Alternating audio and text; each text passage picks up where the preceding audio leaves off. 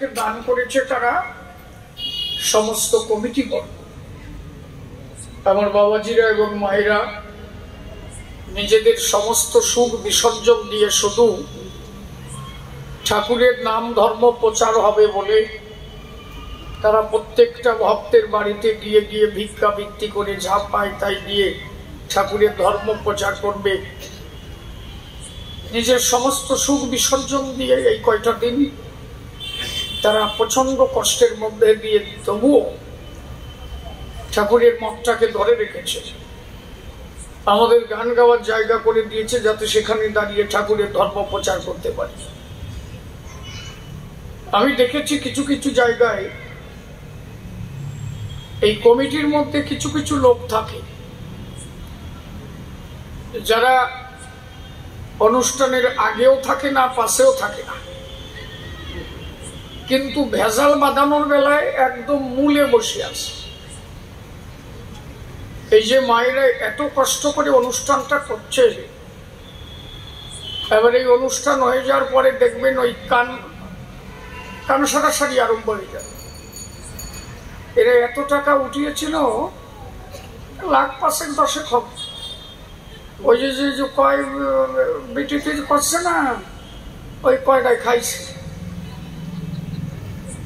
এই যে মারা এত কষ্ট করে করলো, এরপরে যদি আমাদের বাবারা এই খবর পায় যে ওই অনুষ্ঠানে গিয়ে বদনাম নিয়েছে, তারপরে বাবাজিরা বলবে না যে সামনের বার থেকে আর ওই জায়গায় যাইনি, ঘরের টাকা দিয়েও মরবো, বদনাম শুনেও মরবো। মানে এরা তো নিজেরাও থাকবে না, আর যে করতে চায় তারেও করতে দেবে না। আপনারা এদের কথায় কান দেবেন না, এদের জন্য জীবনে কখনো কোনো সমাজের উন্নয়ন ঘটেনি। এরা এক প্রকার কালচক্র, এরা আসেই ওই নেঠা বাঁধানোর জন্য, নাকি বেতাল করছি নাকি? এই জন্য এদের কথায় কান দেওয়া যাবে না। আমরা যেভাবে এগিয়ে চলছি এইভাবে এগোতে হবে, ঠাকুরের ধর্ম প্রচার করতে হবে। আজকে আমার সমাজের মানুষ এক একজন এক একটা মূল শিকড়ে বসে আছে। এইটাই গুরুচাঁদ ঠাকুর চেয়েছিলেন। সাউন্ডটা সঠিক পারফেক্ট বলে মনে হচ্ছে না মানে? Hello, check check, hello. হ্যাঁ, মনিটরটা একটু কম মনে হচ্ছে। বক্সের সাউন্ড গুলো কি আপনাদের কানে যাচ্ছে, পৌঁছাচ্ছে কি? আর একটু বেশি দরকার ছিল, ঝাল ঝাল করবে। হ্যাঁ, শীতের দিন তো একটু বাড়াই দাও বাবা। আমিও নার্ভাস হয়ে গেছি। 28 দিন 29 দিন মাসে গান, আর তারপরে আমাদের থাকার জায়গার অবস্থাও তো বেশি ভালো হয় না। কবি গান গাই যে এনে সেদিন শীত কাটিয়ে থাকতে বেশি ভালো জায়গা তো আমাকে দেয় না। খাট পালঙ্ক তো আমাদের জন্য না। কেনা আইছে, শিশি গাইছে না, কি আমি শীত করে তাও জাপানি করবি না। না, হাসির কথা নাই, এই জায়গার কথা আমি বলছি না, প্রায় জায়গায় এরকম হয়। আমাদের মূল সম্পদ হচ্ছে কণ্ঠ। একটা কমিটির গান দেওয়ার আগে ভাবতে হবে আমি একজন শিল্পীকে আনবো, শিল্পীর মূল সম্পদটা হচ্ছে তার কণ্ঠ।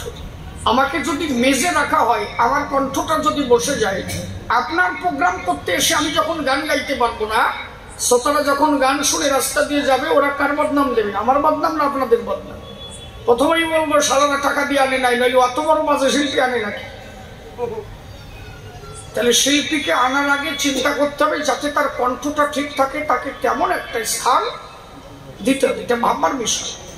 আমি সবার কাছে বলবো, অন্তত যারা শিল্পী তারা কণ্ঠের উপরে দাঁড়িয়ে থাকে, অন্তত তাদের যেন থাকার জায়গাটা একটু ভালো দেওয়া হয়। খাট পালঙ্ক দিলে পালঙ্কের দরকার নাই, একটু বাঁশের চালি দিলেও হয়, মরা যাতে নাই তার উপরে থাকলেও আপনি কি যাতে ঠান্ডাটা। হরিবল হরিবল, এইবার সাউন্ডটা পারফেক্ট আছে বললে বাবা, আমি এইটাই চেয়েছিলাম। এত ভালো তো আমি বুঝি না, তাহলে তো এক চান্সেই বই ফেলতাম। হরিবল, আলোচনার বিষয়বস্তু আপনারা শুনেছেন। এখানে আমার একজন প্রাণের মানুষ, আমার একান্ত কাছের মানুষ, শ্রদ্ধেয় জেঠুমশাই শ্রী বিজন সরকার মহাশয় এখানে বসে আছেন। আমার জেঠুমশাই, উনি তো একটা সময় কবি গানে বিশদভাবে জড়িয়েছিলেন। তখন শ্রদ্ধেয় কবিবর জেঠুমশাই গুরুদেব নারায়ণ চন্দ্র সরকার মহাশয়, যাকে একসময় রকেট সরকার বলা হতো, রকেট সরকার বলা হতো নারায়ণবাবুকে, তখন উনি ওনার কাছ থেকেই কবি গান শিক্ষা করেছেন। ওনারা যখন কবি গান গেয়েছেন, আমি তখন কবি জগতে পা রাখিনি। তখনও আমি কবি গান গাবো নাকি এ ভেবেও আমি উঠতে পারি। এই জন্য ওনারা যখন বসে থাকে ওনাদের সামনে গান গাইতে আমার এখনো ভয় পায়। যদি এখনো কবি গান গায় না, এখন ডাক্তারি করে তো এগুলো করতে পারে না। মাঝে একটা অ্যাক্সিডেন্ট ঘটে গেল, জেঠিমা চলে গেলেন, এই জন্য আরো বিশেষ সমস্যার মধ্যে পড়ে আছে। একজোড়া পাখি থাকলে তার মধ্যে একটা পাখি চলে গেলে হারানো পাখির ব্যথা যার হারিয়ে যায় সে ছাড়া আর কেউ জানে না। এটা হতেই হবে, প্রতিটা মানুষের জীবনে এসেছি যখন চলে যেতেই হবে, বিরহ নিয়েই থাকতে হয়। আপনারা আশীর্বাদ রাখবেন জেঠুমশাই যতদিন জগতে আছে যেন আপনাদের চরণ তলে হরিভক্তের চরণ ছাড়ার জন্য কখনো না। হরিবল, জয় হরিবল। আর একজন প্রাণের মানুষ শ্রদ্ধেয় জেঠুমশাই কাঞ্জিলাল গোসাই, যেহেতু তো এখন গোসাই, প্রমথ কাঞ্জিলাল মহাশয়। আমার অনেক কিছুর প্রয়োজন হলে আমি জেঠুর কাছে ফোন করি, এখনো ফোন করি। উনি এমন একজন শাস্ত্রবিদ, আমরা অনেক সময় কাছের মানুষকে চিনতে পারি না, জানতে পারি না, কিন্তু কাছের মানুষ যে এত গুণী হতে পারে অনেক সময় হয়তো আমরা অনুধাবন করি না, তাই কি না? আমার এখনো কোনো শাস্ত্রের দিকে যদি কখনো আমি আটকে যাই, জেঠুমশার কাছে ফোন করে শুনি যে এটি কি। আমি একটা গ্রন্থ খুঁজছি, শ্রী শ্রী চৈতন্য ভাগবত। আমার দরকার এই গ্রন্থটা মিনিমাম 50 থেকে 60 বছর আগে। আমার কোথাও যেন মনে হচ্ছে আগের যে শ্রী শ্রী চৈতন্য ভাগবত বৃন্দাবন দাস রচিত, আর এখনকার বৃন্দাবন মানে সেই বৃন্দাবন দাসই রচিত, কিন্তু আগের গ্রন্থ আর এখনকার গ্রন্থের মধ্যে মনে হচ্ছে আকাশ পাতাল ডিফারেন্স। আমি এই জন্য চাইছি দুটো গ্রন্থকে এক জায়গা করে একটা অ্যাডজাস্ট করতে, যে এর মধ্যে কি আছে, ওটার মধ্যে কি ছিল আর এর মধ্যে বা কি আছে। তাই আমি আমার কাছে যতটুকু পুরানো একটা গ্রন্থ আছে তার মধ্যে তাই দেখলাম অনেক ডিফারেন্স। তাহলে 50 বছর আগের সংস্করণ যদি পাই হয়তো অনেক কিছু পাওয়া যাবে। এই জন্য আমি জেঠুমশার কাছে গেছিলাম, উনি তো পুরনো মানুষ, খুঁজে পেলাম না, বললো আমি দেখি, খুঁজে দেখি, যদি পাওয়া যায় আমি পাঠিয়ে দেবো। জয় হরি বল। যাক, আলোচনার বিষয়বস্তু শুনেছেন সবাই। একদিকে নিবারণ কর্তা আর একদিকে শ্রীমৎ তারক গোসাই।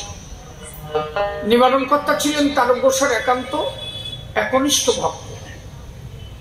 কবিরাসও কিনা এখন হয়তো ভক্ত আর গুরুর শিষ্যের কোনো পরিচয় নেই, তার জন্মান্তরে তারক গোসাইর কাছে এসেছে। যা যা প্রশ্নপত্র আপনারা শুনেছেন আমি এক এক করে তার জবাব দেওয়ার চেষ্টা করব। আগে ছোট্ট একটা গান গাই, আলোচনার ভিতরে যাই। হরিবল হরিবল।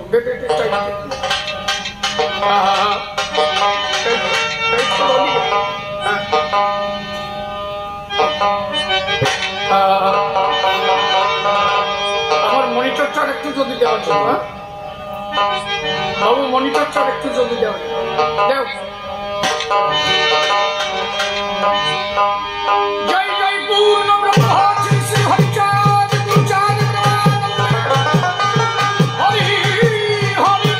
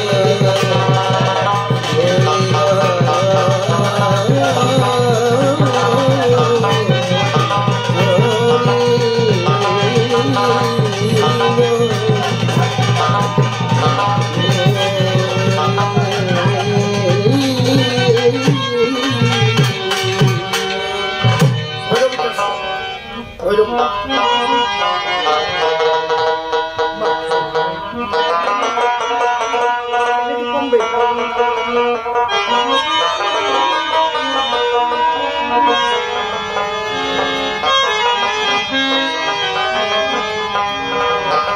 আমি একটা গানের মধ্যে হরিচাঁদ ঠাকুরকে কেন আসতে হবে, কি কারণে তিনি এসেছিলেন, ভাবুক কবি, প্রেমিক কবি পাগল বিজয় সরকারের একটা গানের মধ্যে তার জবাব হা হা হা হা।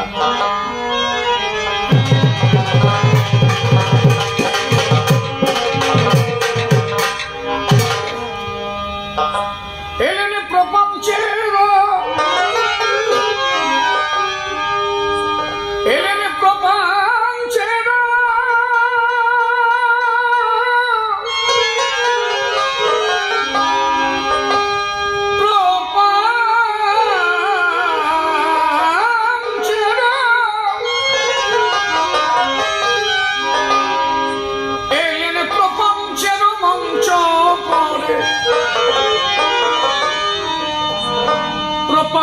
চিত্মা মানসগত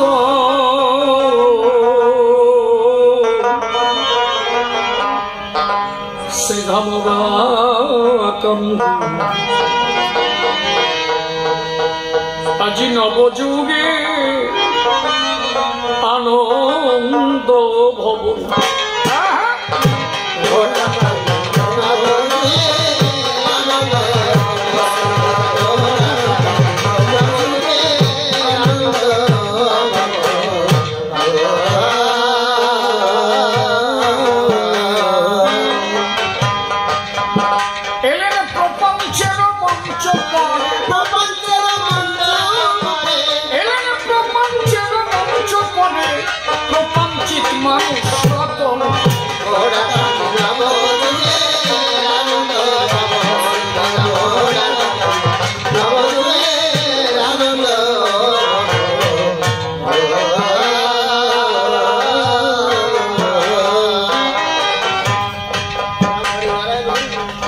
হরি নারায়ণ হরি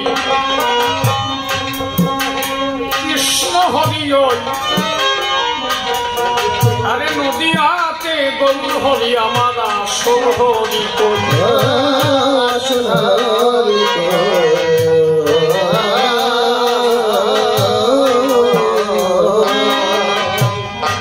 রাম হরি কৃষ্ণ হরি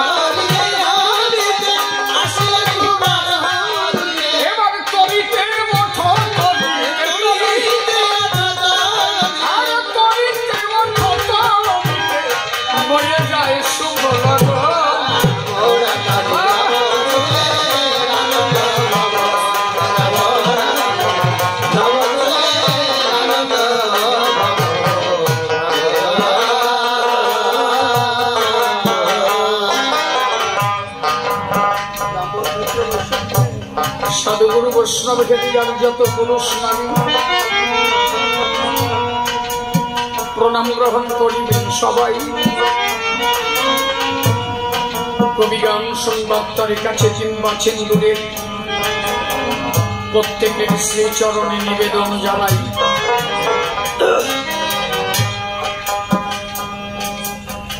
কবি কল্পনায় আলোচনা বসে শোনেন সুধীজনা। একদিকে সভায় নিবারণ, আমি শ্রীমৎ তারকের ভূমিকায় দাঁড়িয়ে সভায় এক এক করে তার জবাবগুলি করিব। আমার কথা কি বোঝা যাচ্ছে কি? ছোট ছোট বাজাও, লোক তো বেশি না, কিন্তু এত লোক হবে এটা তো আমি ভাবতে পারলাম না। কলকাতার ব্যাপারে এই বেশি পড়ে নাকি? আমাদের আসলে এখন মিনিমাম অন্তত 1000-এর নিচে তো নামে না, বহুদিন পরে লোক কম পালা। আর বাংলাদেশে গান গাইলে তো 10,000, 12,000, 15,000। আমি 1 মাস বাংলাদেশে প্রোগ্রাম করে আসি। ওরা কান্দি যেদিন গান গাইলাম, লোক ওরা কান্দি ধরে না।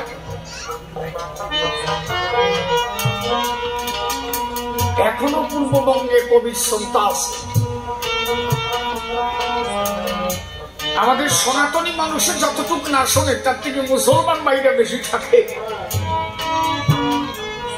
আমি প্র্যাকটিক্যালি তার প্রমাণ। আমাদের বর্তমানে ওই আধুনিক ছোঁয়া এসে গেছে, তো এই জন্য এই দিকটা আস্তে আস্তে কম হয়ে যাচ্ছে। যেমন কমছে তেমন মানুষ ধ্বংসের পথে যাচ্ছে। আগে যতটা যৌথ পরিবার দেখা যেত, এখন দেখা যায় কি একটা জেলা খুঁজলে যৌথ পরিবার পাওয়া যাবে কিনা সন্দেহের বিষয়। একটা ছেলে মা বাবার 1 সাল, তাও কয় যে আলাদা খাবো, আলাদাটা হবে তার সাথে তাই খাও। ছেলে একটা আর মা বাবা, তারপরেও কয় যে আলাদা খাবো, আলাদাটা হয় কোন জায়গায়? বৌমারে বলছে, বৌমা কার সাথে আলাদা হবে? কয় যে শাশুড়ির সাথে, ওনার সাথে আমার মোটে পড়ে না। মানে এই যে বুঝিয়ে ফেলাইছে যে ওটা শাশুড়ি, এই জন্য আর কোনোদিন ওরা অ্যাডজাস্ট হবে না। কিন্তু যদি শাশুড়ি ভাবনা না রেখে প্রথম থেকে বুঝতো যে ওটা আমার মা, তাহলে আমার মনে হয় কোনোদিন এই চিন্তা চেতনা তার মধ্যে এই ভাবনাগুলো আগে ছিল। যারা কবি গান করে এদের বলা হয় সমাজ সংস্কারক। আমরা কিছু সমাজে অন্ধ কুসংস্কারকে ফেলে দিয়ে মানুষকে মূল সত্যটাকে তুলে ধরি, যাতে মানুষ সঠিক ধর্মটাকে বুঝতে পারে। এর জন্য অনেক বাধার সম্মুখীন হতে হয়, এমনকি আসর থেকে জুতোও দেখায়, সামনে এসে কেউ বলে না, কারণ তাদের চিন্তা চেতনা আলাদা। কেন? ওই ছোটবেলা থেকে যা দেখেছে সেটাই তারা পারফেক্ট ভাবে মনে করে। আমার একজন মা আমার সঙ্গে দেখা হল, বলছে এখনো বাবা নারী সমাজ যে এত অবহেলিত। কি যেন মায়ের নামটা বললো, পুতুল না খেতে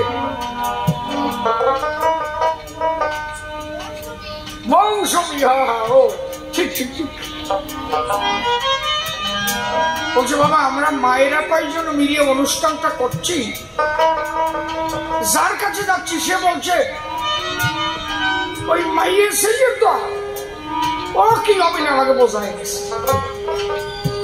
কেন? একজন পুরুষ যদি সবকিছু করতে পারে, একটা মেয়ে পারে না? এই ভাবনাটা কেন? একমাত্র পূর্ণ ব্রহ্ম শ্রী শ্রী হরিচাঁদ ঠাকুর, পতিত পাবন মুক্তিবাদী শ্রী শ্রী গুরুচাঁদ ঠাকুর, উনি বলেছিলেন একটা সমাজকে যদি উন্নয়নের পথে ঠেলে দিতে হয়, একটা সংসারকে যদি উন্নয়ন করতে হয়, কি তাকে উন্নতির শিখরে যেতে হয়, তার মূল ভিটে হচ্ছে একজন নারী। একজন নারীকে অবমাননা করে কখনোই কোন গৃহধর্ম শীর্ষে পৌঁছাতে একটা রাষ্ট্র কি একটা দেশ কি সারা বিশ্ব যদি নারীকে অবমাননা করে কোনদিন তা উন্নতির শিখরে যেতে পারবে। এই জন্য হরিচাঁদ ঠাকুর যেদিন দশরথের বাড়ি কাচারি করেছিলেন সেদিন বিচারকের আসনে একজন নারীকে দিয়েছিলেন। তখনকার ওই পরিস্থিতিতে কেউ কেউ বলছে নারী নরকের দ্বার। এগুলো কতটুক ঠিক কতটুক বেঠিক যার যার ব্যক্তি চেতনার কাছে যার যার নিজের কাছে জিজ্ঞাসা করতে। আজকে যদি আমার মা না থাকতো, আমি যে মায়ের গর্ভে এসেছি, আমার বাবা যদি আমার মায়ের কাছে না যেত, নারীকে যদি সম্মান না করতো, তাহলে আমি শিশিরকে আসতে পারতাম? যত বড় মহামানব, যত ভগবান বলি, যা কিছু বলি, এরা সবাই নারীকে অবলম্বন করেই জগতে এসেছে। কিছু কিছু ইসকন মঠ নাকি বলছে এখন, বলছে যে মা যদি কৃষ্ণ মন্ত্রে দীক্ষিত না হয় তার হাতে নাকি খাওয়া যাবে না। এত বড় জঘন্য কথা। বিশ্ব পৃথিবীতে একমাত্র সন্তানের কাছে কেউ যদি পবিত্র থাকে সে হচ্ছে তার মা। কোথাকার কৃষ্ণ মন্ত্র আর কোথাকার হরিমন্ত্র। সন্তান যখন মাতৃ দুগ্ধ গ্রহণ করে তার কাছে মনে থাকে যে মা কৃষ্ণ মন্ত্র নেছে না হরিমন্ত্র নেছে। তার কাছে তখন সন্তান মায়ের দুগ্ধ মূল্য সম্পদ ভেবে গ্রহণ করে। আজকে যদি ওই মা ওই সন্তানকে অমূল্য দুগ্ধ গ্রহণ না করাতো বা তাকে না দিত, ওই ছেলেটা সে তার পুষ্টিকর খাদ্য থেকে বঞ্চিত হতো। ওর হয়তো কোন একটা সাইড ইফেক্ট হয়ে যেত। কারণ মেডিকেল সায়েন্স মেনে নিয়েছে একমাত্র পৃথিবীতে সন্তানের কাছে যদি কোনো সুষম খাদ্য থাকে সেটা হচ্ছে মাতৃ স্তনের দুধ। তাহলে যে মা নিজে পরের বাড়ি ভিক্ষা করে ফেনা ভাত খেয়ে নিজে খাদ্য খেয়ে কোনোভাবে বেঁচে থেকে তবুও তার সমস্ত শরীরের মূল নির্যাস বস্তুটাকে আমাকে দান করে বাঁচিয়েছিল, আমার কাছে আমার মায়ের উপর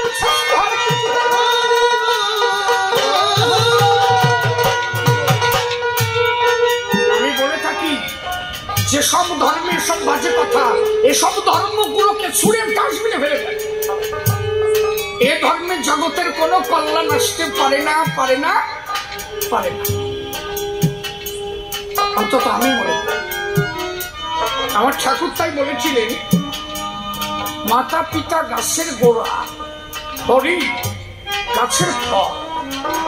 তার মানে কি, একটা গাছকে বাঁচাতে গেলে আগে তার মূল শিকড়টাকে বাঁচিয়ে রাখে। তাহলে গাছের গোড়াটা, শেকড়টা যদি আমার মা বাবা হয়,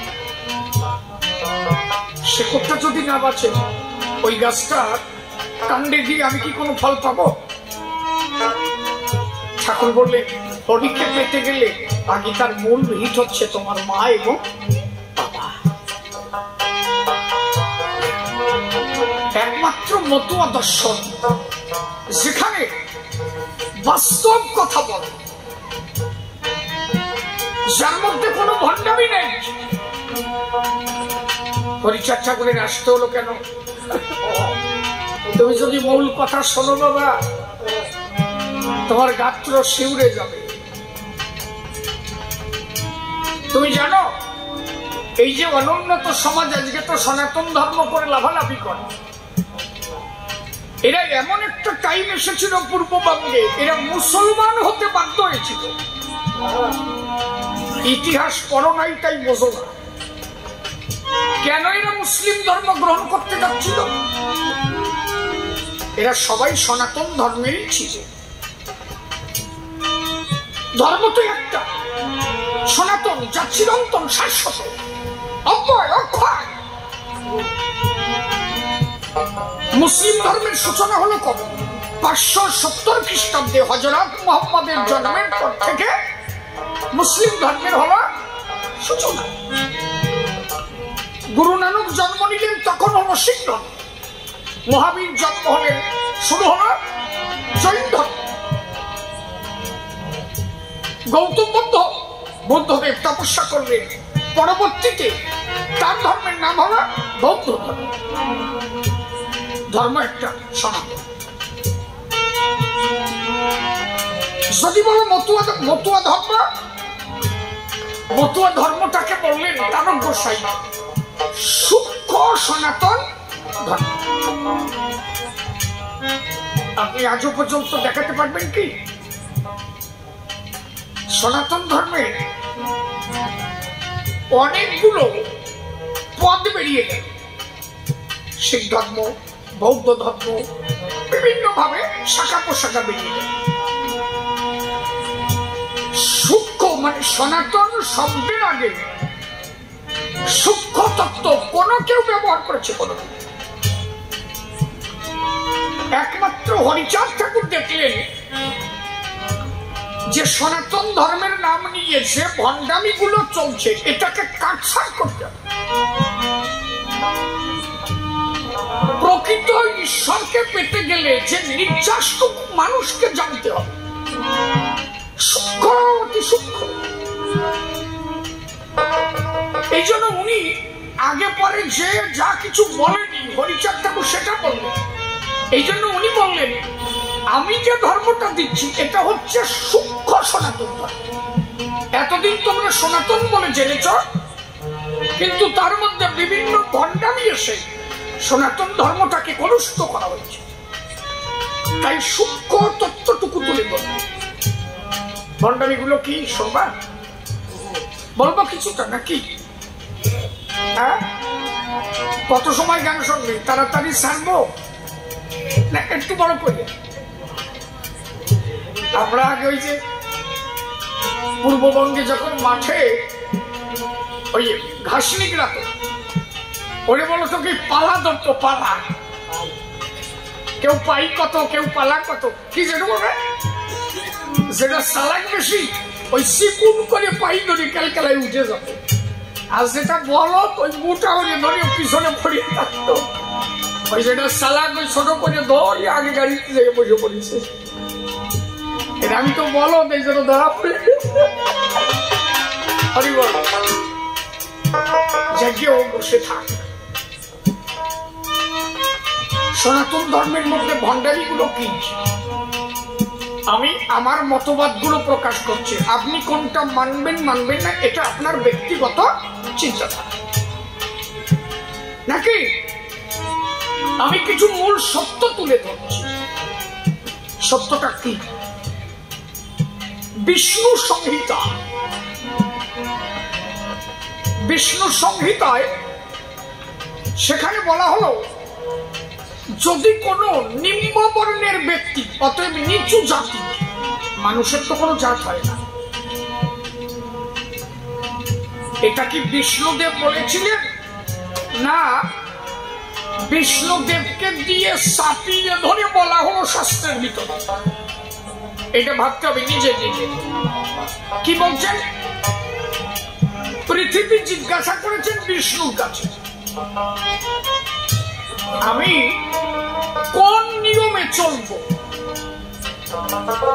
তখন বিষ্ণুদেব বলছে আমি তোমাকে একটা রুলস দিয়ে দিচ্ছি। সেই রুলসটা কি?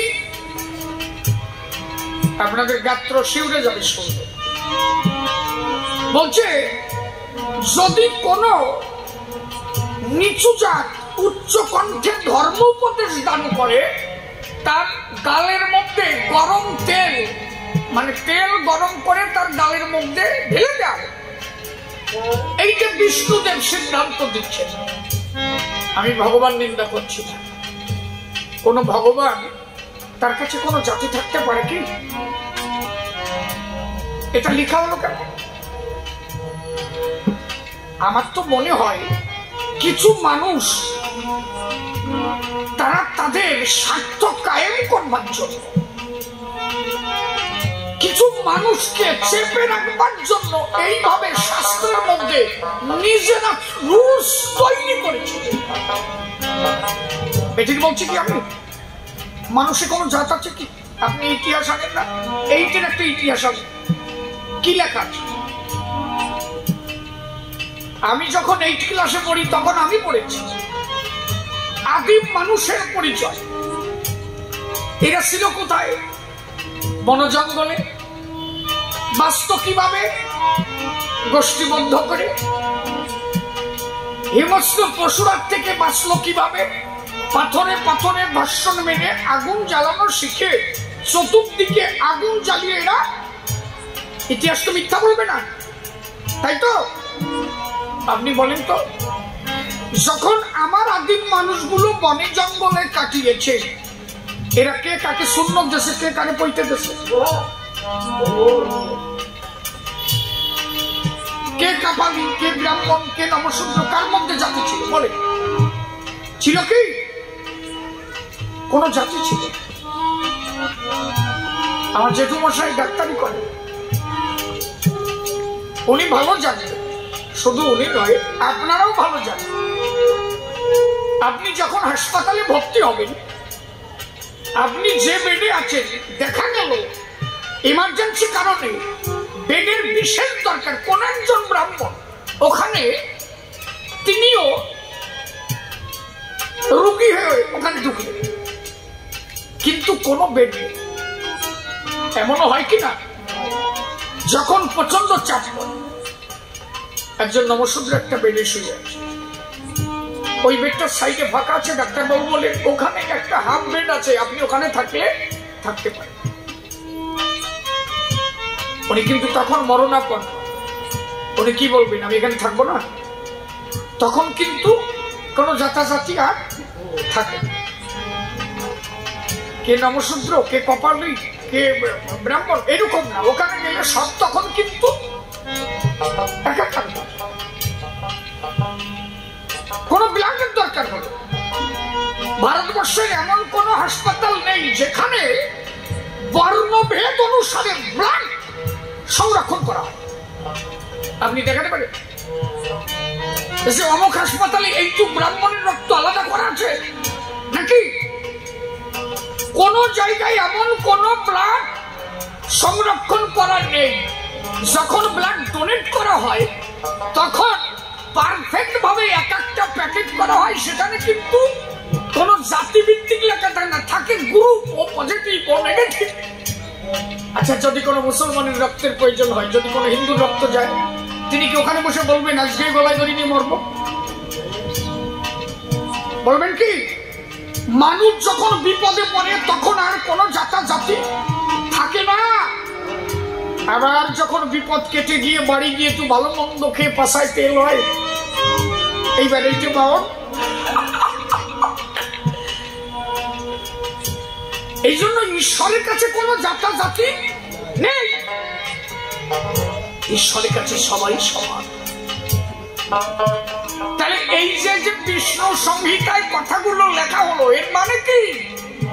ভগবান বলেছিল না না না না, ভগবানকে দিয়ে চেপে ধরে বলানো আমার ব্যক্তিগত মতামত। একদল অন্য দলকে শোষণ করছে, এটা ধর্ম হতে পারে না। এই জন্য আমার ঠাকুর এসে প্রথম বললেন কি? জীবে দয়া নামে রুচি, মানুষের নিষ্ঠা, ইহা ছাড়া আর যত সব ক্রিয়া বসা। ওরা কান্দি 36 জাতি এক পাতে প্রসাদ খায়, একবার প্রেমানন্দে হরি হরি সবাই হরি।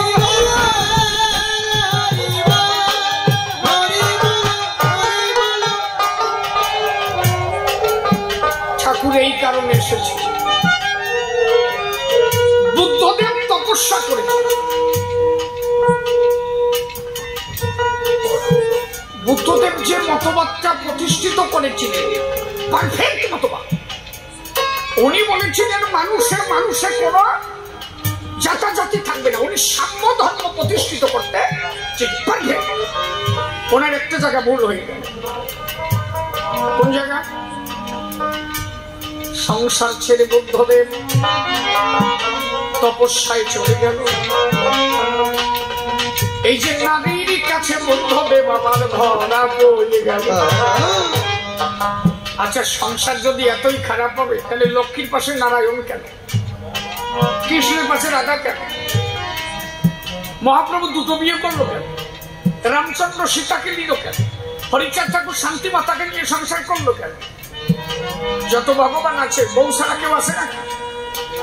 এর মানে কি বুঝাতে চাইল যে নারীকে পাশে রেখেও ভগবান প্রাপ্তি হওয়া।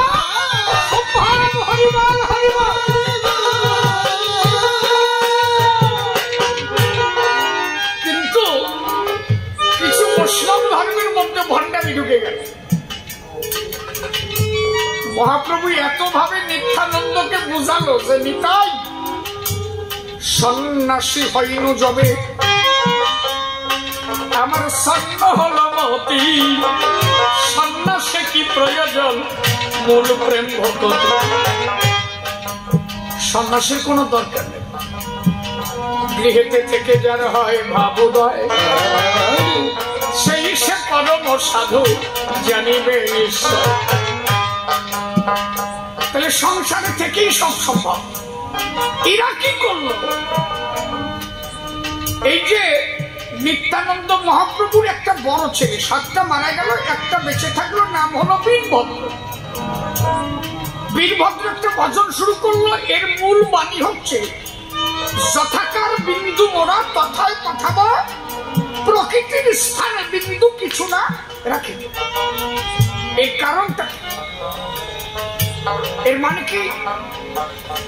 এর মানে হচ্ছে আমি নারীর সঙ্গে মিলন হব, বিন্দু পতন করব না নারীর ধারে, এই বিন্দু নিয়ে যাব পরম ব্রহ্মের ধারে, যাতে আমার বিন্দু পতন না হয়। এর আমি একটা নতুন নাম দিচ্ছি, এর নাম দিয়েছি হেসাকে ভজন। হেসাকে ভজন বোঝেন তো? ওই বাংলাদেশে হেসাক লাইট দেখা যাবে, তলা দিয়ে পাম মারত, উপরে তেল উঠত। এই ভজন হচ্ছে তাই। ওরা বলতে চাইল পাম মারামারি সব হবে, তেল যেন উপরে ওঠে। এই জন্য নতুন নাম আমি দিয়েছি হেসাকে ভজন। শাস্ত্রে লিখলো বীরভদ্র নাকি সিদ্ধি হয়েছে, কিন্তু বীরভদ্রের দুটো শিষ্য ছিল। একজনের নাম গঙ্গা নারায়ণ চক্রবর্তী, আর একজনের নাম হরিনারায়ণ চক্রবর্তী। এই দুজন যখন ভজন করলো, এরা তেল উঠাতে গিয়ে তেল বোঝা গেছে। যাক ভালো, হাজির কথা আমার মোটেই ভালো হয়ে গেছে। এই তেল যখন নিচে নামলো, জমি যদি জো বাঁধে, বীজ যদি জমিতে যায়, তার তো ক্রিয়া হবে। ক্রিয়া শুরু হলো, ফসল উৎপন্ন হলো, পুত্রের জন্ম হলো। কি হলো? এই পুত্র কন্যা এদের কি পরিচয় হবে? তখন এদেরকে সেবা দাস করে রাখা হবে। এই যে পচাগৃহী বৈষ্ণব ধর্মের মধ্যে ভণ্ডামি শুরু হয়ে যায়। আমার কথাগুলো কি বোঝা যাচ্ছে? কি কেন হরিচাঁদ ঠাকুরকে আসতে হলো? খালি খালি আছে হরিচাঁদ। আজকে যদি সৃষ্টি না থাকে, এই অনুষ্ঠান কেনা করবে? এই কয় মা আছে বলে তাই করতেছে। এরপরে ওনারা যদি ছেলে মেয়ে জন্ম দিয়ে যায়, তারা দেখবে যে আমার মাটা করতো, আমরাও একটু ধরে নেই। সবাই যদি বৈরাগী হয়ে বৃন্দাবন যায়, কেনা করবে না? শিশুজি কিনা কবি গান দেবে, আর 30,000 টাকা কেনা দেবে, তাই কর। সৃষ্টির উপরে পৃথিবীতে আর কোনো কিছু নাই। স্রষ্টা তার সৃষ্টিকে ভালোবাসে। তাই যদি না হবে, একটা শস্যের দানা মাটিতে লাগালে তার আগায় গিয়ে আপনি কি একটাই শস্য পান? অনেকগুলো শস্য পাওয়া যায়। একটা ধান গাছ লাগালে তার আগায় গিয়ে অনেকগুলো ধন পাওয়া যায়। এর মানে কি? স্রষ্টা বোঝাতে চেয়েছেন আমি যত জীব সৃষ্টি করেছি প্রত্যেকটা জীবের মধ্যে সৃষ্টি তত্ত্ব দেখছি। তাহলে নারীর কাছে থেকে সৃষ্টি রক্ষা করে, কারণ তিনি সৃষ্টিকে ভালোবাসেন, তাই তিনি একের থেকে বহুকে পরিণত হয়েছেন। হরিচাঁদ ঠাকুর তাই বললেন, প্রশস্ত গার্হস্থ্য ধর্ম জগতে করলেন প্রচার, আমার হরিচাঁদের অপার লীলা লীলা বুঝবে সব। এই গার্হস্থ্য ধর্মের কলটাকে মহাপ্রভু তো চাইনি, মহাপ্রভু চলে যাওয়াতে এটাকে নষ্ট করে দিল। ঠাকুর দেখলেন এই যে সনাতন ধর্মের মধ্যে ভণ্ডামি শুরু হয়ে গেল। আরো ভণ্ডামি কি? এদের মধ্যে দেখবেন ওই সুস্মার্গটা একটু বেশি। কেউ শুয়ে দিলে উনি আর খাতি পারবে না। আরে গোসাই, তোমার যদি দাগ থাকে তো শোয়াটারে তুমি ভালো করে নিতে পারো না, এত দাগ তোমার। আমি দেখেছি কোন কোন মা যদি কোন কোন গোসাইকে প্রণাম করে শুতে দেয় না। কেন? তার শুতে দেবে না।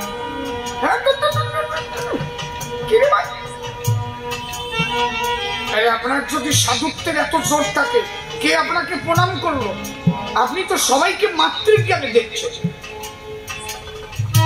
আপনি তো শিশু। সাধু হলে তার মনটা কি হয়? শিশু হয়ে যায়।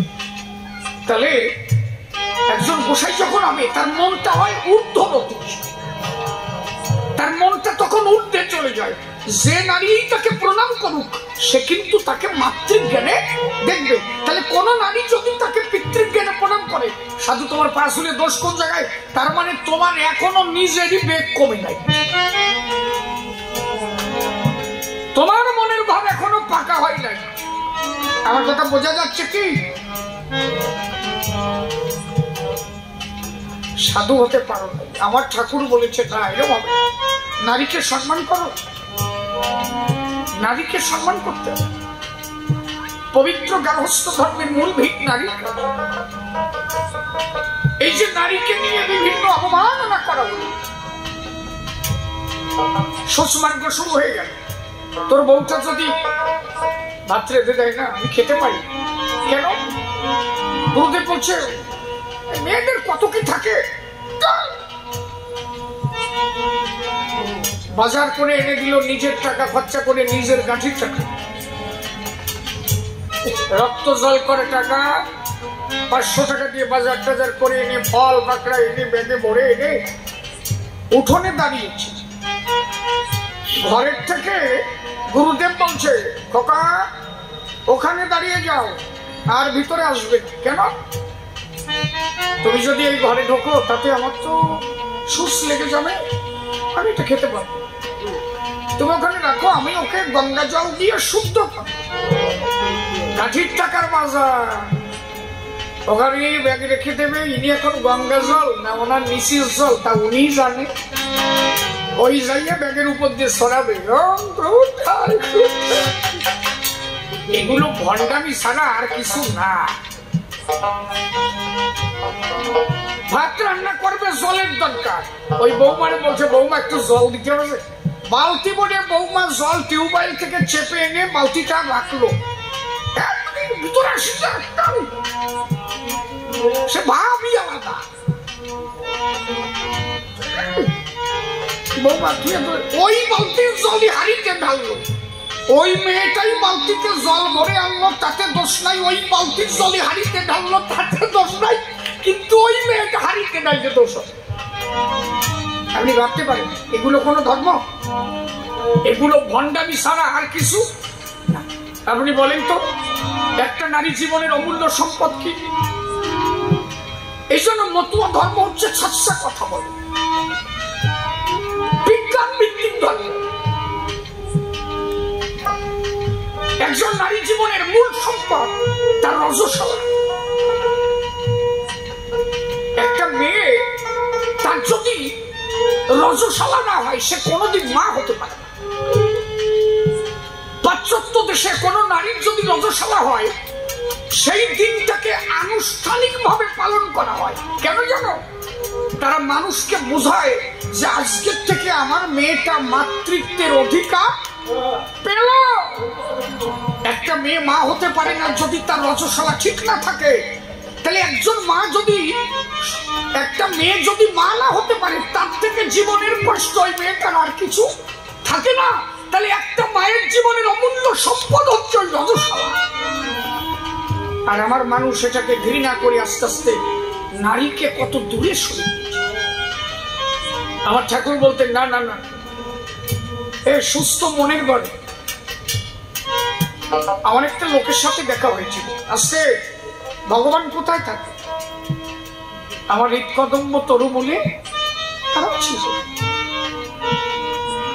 লালন ফকির কি গাইলেন? সে যে থাকে আপন ঘরে, সে যে থাকে আপন ঘরে, ধরতে পারলে ধরতে পারবি, যদি অধরানে কেউ খবর করে, সে থাকে আপন ঘরে। তার গোসাই কি লিখলেন? সেই মানুষ সারা ঘরে এই ঘরে বিরাজ করে, ঘর বেঁধে সাততলা, মোনা ভাই দেখ না সে ভাবে। অশ্বিনী গোসাই লিখলেন, সে যে তখন সাকার হও নিরাকার, আব্রহ্ম ব্রহ্ম জ্যোতির্ময়, কি ধনে তুষ্প মুরুদ্ধিবাদী শিবাদী। তুমি বায়ু রূপে জীবের জীবন রক্ষা করো দিনদয়। তাহলে আমার মধ্যে যে বায়ু যাওয়া আসা করছে, তার মধ্যে তিনি আছে। তাহলে ঈশ্বর তো আমার কাছে, ঈশ্বরকে অন্য কোথাও। আমি যদি আহার করি, তাতে কি আমার ঈশ্বরের আহার করা হয় না? তিনি তো কোনো কিছু চান না, শুধু একটু ভক্তি, প্রেম, একটু ভাব। তাহলে তাকে জানতে গেলে আগে একটা বিশুদ্ধ মনের দরকার। আমার একটা বন্ধু বর্গের সঙ্গে দেখা, এই ফুলকপি দিয়ে খাওয়াইছে তো ঢেক উঠছে। সেই ফুলকপি, হরিবল হরিবল। আমি এই ভুলো গল্প টল্প কমই করছি। কেন? ও কথা শুনে তো লাভ নেই নাকি? ও বাজে কথা শুনে কি হবে? কয় যে আমার ঠাকুরদা আমাকে বাড়ির পুকুরে ডুব দিয়ে আন্দামানে যাইয়ে উঠিছে। এ কি সাকাম বোঝো? আর ও কয় যে আমার ঠাকুরদা আটলান্টিক মহাসাগরে ডুব দিয়েছে। আমার ঠাকুরদা জাহাজ থেকে পড়ে আটলান্টিক মহাসাগরে ডুব দিয়েছে, আর আমার ঠাকুরমা বাড়ি বসে টিউবওয়েল সাপ দিয়েছে, আর আমার ঠাকুরদা ওই টিউবওয়েলের পাইপ বইয়ে উঠেছে। কি সাকাম! এ শুনে কি হবে? তাই কাজ আছে বোঝেই। বাপ বেটা সেট করতে গেছে, এখন কোন জায়গা চাটান দেওয়ার জায়গা পাই নাই, ছেলের কাছে চাটান দিচ্ছে। দেখ দেখ, দেখছিস 7 সমুদ্র 13 নদীর পরে একটা ধর্মের শ্বাস হয়ে রয়েছে। সোয়াল কয় যে এত বড় চাটান ছাড়ো তুমি আমার দ্বারে, আমিও তোমার রক্তেরটা, আমি কম না। ও কয় যে বাবা আমি দেখতেছি কি জানো, তুই আমার কি দেখিস? কয় যে আমি দেখি ওই যে 7 সমুদ্র 13 নদীর পরে শুয়ে আছে, ওর কানের গোড়া দিয়ে মাসি ভন ভন ভন ভন করে ও যাই তরণ তো সোয়া। ওরা কবাই আমি শাড়ি দেই না, তুই মাসি দেইস। সল তো কুবা না। ও বাড়ি যে ওর মারে কইছে, মা বাবা আর মারিছে। কেন মারিছে? কয় যে আমার কাছে চাটান গেছে। 7 সমুদ্র 13 নদীর পরে সার শুয়ে রয়েছে। কও দিবা 7 সমুদ্র 13 নদী দেখা যায়? কয় যে না, তা তো দেখা যায় না। কয় আমাদের চাটান দিল কেন? কয় তুই কিছু করছ না? কয় আমিও কইছি, আমি কইছি সারের কানের গোড়া দিয়ে মাসি ভন ভন করতেছে। কয় ভালো কইছিস। কয় আমার মানলো কেন? কয় যে বুড়া কবাই আসুক দাঁড়া। স্বামী স্যান করে বাড়ি গেছে, আর ওই বউটা রান্নাঘরের ডাল তরকারি সব ঢেলে তুলছে। একদম ঘরের মধ্যে ডাল তরকারি সব ঢেলে রেখে বউটার দরজায় বসে কাঁদতেছে। স্বামী এর মধ্যে ঢুকে বলছে, কাঁদো কেন? বলছে খাওয়া লাগবে না। রান্নাঘরে যাইয়ে দেখো, সেই দেখে যে ডাল তরকারি সব ডালা। এটা এই পরিস্থিতি হলো কেন? কয় যে স্নান করতে গেছো 2 বাপ বেটা, ভালোভাবে বেরিয়ে আসবা, ওই সারের পাশায় কাঠি দিয়ে কেন? ওই জায়গাতে সার মাথা না সে আমার রান্নাঘরে ডাল তরকারি।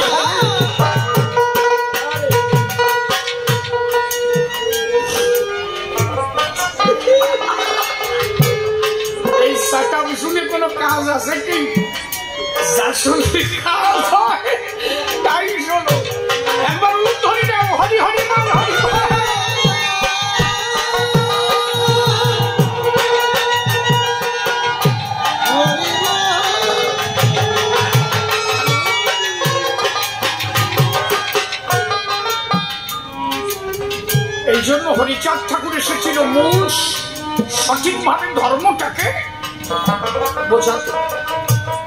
আমার কথা বোঝা যাচ্ছে কি? ঠাকুর চেয়েছিলেন যা হলে মানুষ ঈশ্বর পায়। আমার একজন বন্ধু বর্গের সঙ্গে দেখা আসতে আমি দেখি কি ও ছোট্ট একটা দোকান সাজিয়ে কিছু মাছ ঢেলে নিয়ে বসে ও মাছের ব্যবসা করে। এখন দেখছি ওই মাছ যেখানে ঢেলেছে ওর উপরে ছোট্ট একটা কাঠের তক্তা দিয়ে ছোট্ট একটা গোপাল মূর্তি ওর উপরে রেখেছে। আমি ওর কাছে জিজ্ঞাসা করলাম, এটা তুমি কি করবে? সবাই ভালো মন্দিরে রাখে স্বয়ং ভগবান, আর তুমি কাঠের উপরে রাখলে স্বয়ং কৃষ্ণ ভগবান। যেখানে মাছের গন্ধ মাছের উপরে কেন ভগবান রাখিলে? আমার কথা শুনে বন্ধু আমার ভাসে চোখের জলে। কাঁদিস কেন? কাঁদি কেন? তোর কথায় বড় ব্যথা পেলাম। কি ব্যথা পেলি? বলো ব্যথাটা পেলাম কি? তোদের ধর্মগ্রন্থেই তো বলে সর্বত্র ব্রহ্ম, ব্রহ্ম সর্বত্র ব্যক্ত, সে সব জায়গায় আছে। এমন কোন জায়গা নেই যে ব্রহ্ম নেই। আচ্ছা, আমি ছোটবেলা থেকে গোবিন্দকে ভালোবাসি। আমার মা বাবা যখন মারা গেল পূর্ববঙ্গের থেকে আমি একা একা চলে এলাম, কোথাও জায়গা পেলাম না। আমাকে এই মার্কেটের ভিতরে ছোট্ট একটু জায়গা দেওয়া হল। সভাপতি মশাই আমার কথা আমার দুঃখ যন্ত্রণা বোঝার পরে আমাকে মার্কেটের ভিতরে ছোট্ট করে একটু জায়গা। আমি কি করি এখানে, আচ্ছা আচ্ছা আচ্ছা আচ্ছা বাবা আপনি ওখানে বসেন, পরিবেশটাকে কোনোভাবে উচ্চাটন করবেন। আপনার পয়সার দরকার হয় পরে ডেকে নেবেন। ওরা চুপ করে গান শুনছে, এখন একটু শুনুন, আমি তো বেশি সময় গাইবো না। আমি জানি কমিটি চালাতে গেলে যিনি গার্জেন থাকেন অনেক সময় অনেক কিছু প্রয়োজন, একটু সাইড কেটে ইশারায় ডেকে নাকি হাসিও পড়ে। ইশারা যেন উনি কোনোদিন করে না, সেটাও দেখতেছি।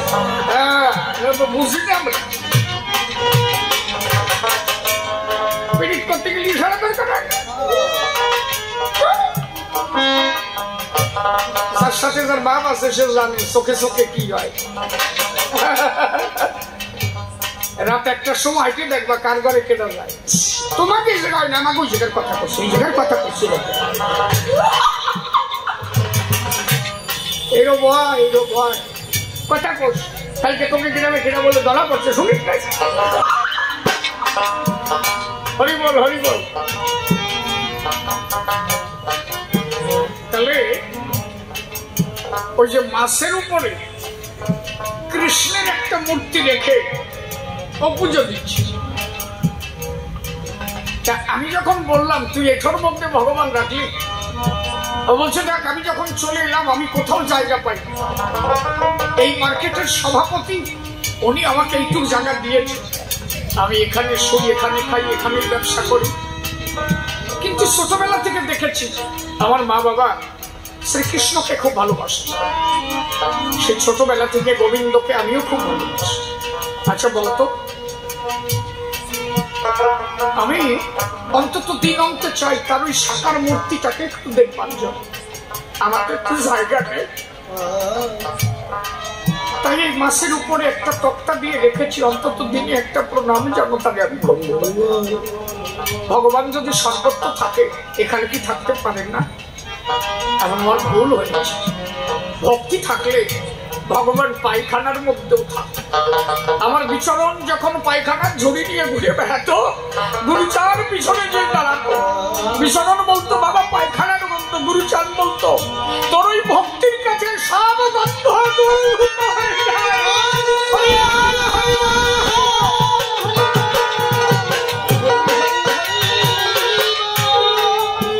এই জন্য কোন মায়ের যদি ভক্তি থাকে, তার যদি প্রেম থাকে, আমার মনে হয় না ব্যক্তি কাছারে কোনো কিছু আসে যায়। হরিচাঁদ ঠাকুর তাই বলেছিলেন, সেজন্য প্রেমিক পেলে করে কোলে প্রেম শূন্য দেখলে ঢোকায়, মনের মানুষ ধরা মনে ফেরা মুখে। তার জানতে গেলে আগে প্রেমিক হও, প্রেমিক না হলে তাকে পাওয়া যায় না। ঠাকুর এসেছিলেন অনেক কারণে, এই যে বিভিন্ন রকম ভণ্ডামি দূর করে সঠিক ধর্মটাকে মানুষকে জানাতে সূক্ষ্ম সনাতন ধর্ম প্রতিষ্ঠিত করলেন। জগৎকে বললেন মহেজি, যখন থরে থরে অনুন্নত সম্প্রদায়ের মানুষের উপরে অত্যাচার শুরু হলো, এদের যখন গাছের সঙ্গে বেঁধে বেত্রাঘাত করে মারা হয়েছিল, এরা কোন কৃষ্ণ, কোন গৌর, কোন রাম, কোন ভগবানকে স্পর্শ করতে পারে। 85% মানুষ, আপনি ভাবতে পারেন, যারা কোন ধর্মের অধিকার পায়নি, যারা ভগবান স্পর্শ করতে পারেনি। রামকান্ত বৈরাগী কৃষ্ণ পূজা দিয়েছিল, রামকান্তকে এনে মারা হলো। রামকান্ত বলল আমার দোষ, বললো তুই চন্ডালের ছিল, তুই ভগবান স্পর্শ করবি কেন? বলো আমার দোষ কোথায়? বলো তুই জানিস না ব্রাহ্মণ কুলে মহাপ্রভু এসেছে, ক্ষত্রিয় কুলে রাম এসেছে, বৈশ্য কুলে কৃষ্ণ এসেছে, কই তোদের নবশূদ্র কুলে তো কেউ আসেনি? তোরা ছোট না হলে তোদের কুলে আসলো না কেন? রামকান্ত ডেকেছিল, ঠাকুর তুমি এসো, এদের মধ্যে অবতীর্ণ হয়ে তুমি দেখাও তোমার কাছে যাতা জাতি নেই। হরিবল হরিবল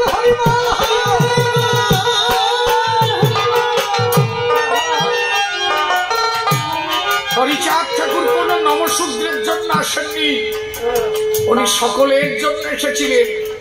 নমশূদ্র কুলে এসে উনি দেখালেন যে আমার কাছে কোন জাতা জাতি এই সব একাকার করে দিয়েছে, যার কারণে এলেন আমার দয়াল হরিচাঁদ।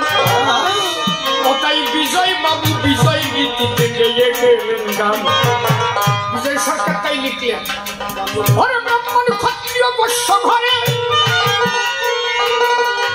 ঈশ্বর উপস্থিত,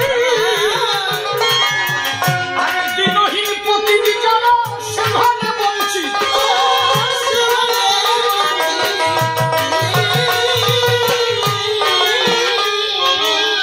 প্রতিটিকে যে নাহি করে কেন প্রতিটি পাবন বলবো তারে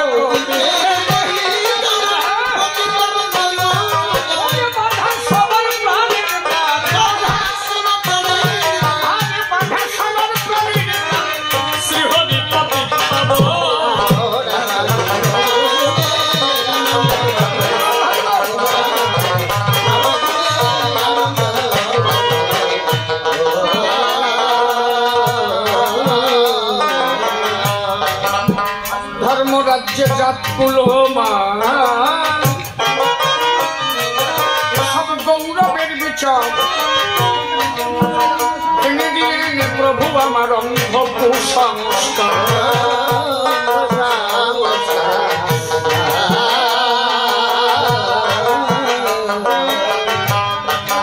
এবার জাতি ধর্ম নির্বিশেষে, এবার জাতি ধর্ম নির্বিশেষে শ্রীধামে শ্রীনামে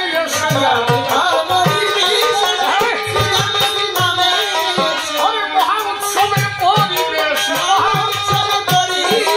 আগে মহা উৎসবের পরিবেশে মহা প্রসাদ পবিত্র হন না।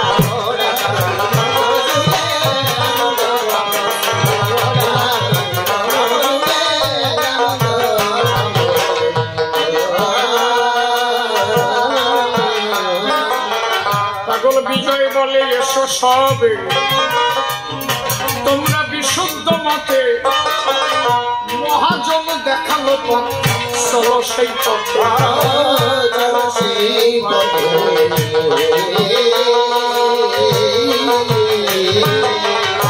মহাজনের সাধক বৃন্দ দেখালো সেই চলার সঙ্গে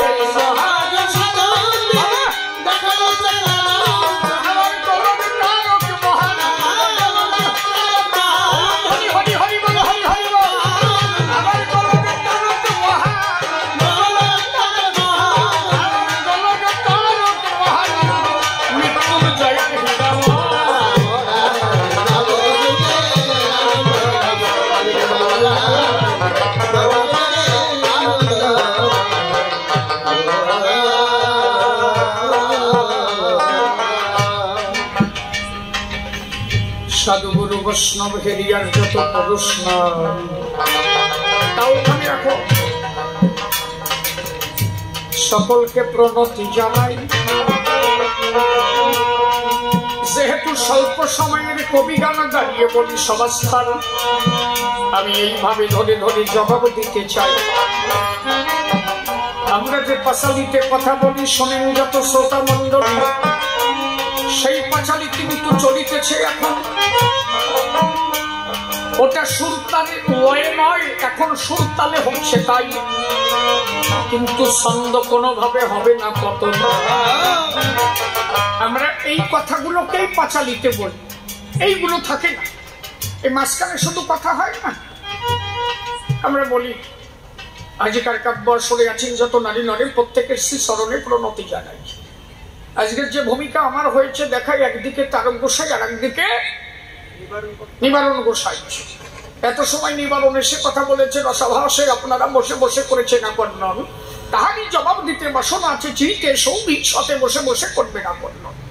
আমি আর শিশির নাই দাঁড়িয়ে ধর্ম সবাই এখন অবতারক চাঁদ গোসাই, তারকের ভূমিকাতে জবাব দিতে হবে সভাতে। ইহা শুনে লাগে আমার ভয়।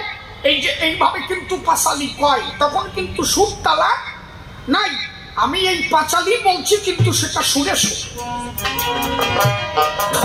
স্বল্প সময় তো এই জন্য সুরে সুরে বলছি নাকি। এইভাবেই গাই যাতে ওরাও একটু আনন্দ পায়।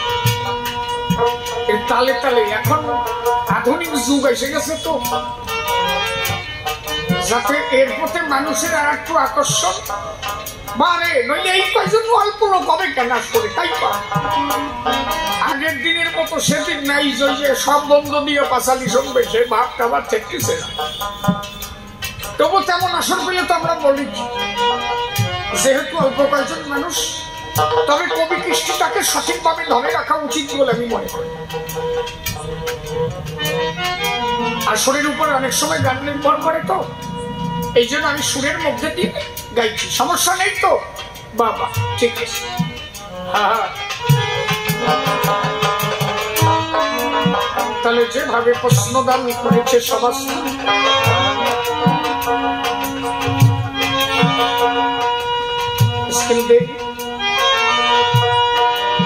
আমি এক এক করে জবাব দিতে চাই। আপনারা প্রশ্নপত্র শুনেছেন, সভায় পত্র, আমি ধরে ধরে তার সমাধান দেব যে সভায়। এটা হয়ে গেল, তুই দেখিস না এত সময় কোথায় ছিলি বল দেখি। আমার প্রকৃত মতুয়ার আদর্শ কি হয়, আর গুরুচাঁদ ঠাকুর কেন শিক্ষা দিল এইটা একটু খুলে বলো। কেন নাম করতে তার একবারও বলা হয় নাই। এমন কোন জায়গা তোর আছে দেখা, বল দেখি ওরে বোকা, যেখানে গুরুচাঁদ নাম করিতে করেছে বারণ। গুরুচাঁদ ঠাকুরের ভাবাদর্শ কয়জন বুঝেছে তাহার ভাষ্য, সবার দ্বারা ইহা উপলব্ধি হতে পারে না কখন। গুরুচাঁদ ঠাকুর বলতো তাই, মহা উৎসবে বেশি যাওয়ার দরকার নাই। যদি তোমার সন্তানের পড়াশোনার ক্ষতি হয়, তো প্রতিদিন সন্ধ্যাবেলায় আত্মনিবেদন করবে হরিচাঁদের পায়ে।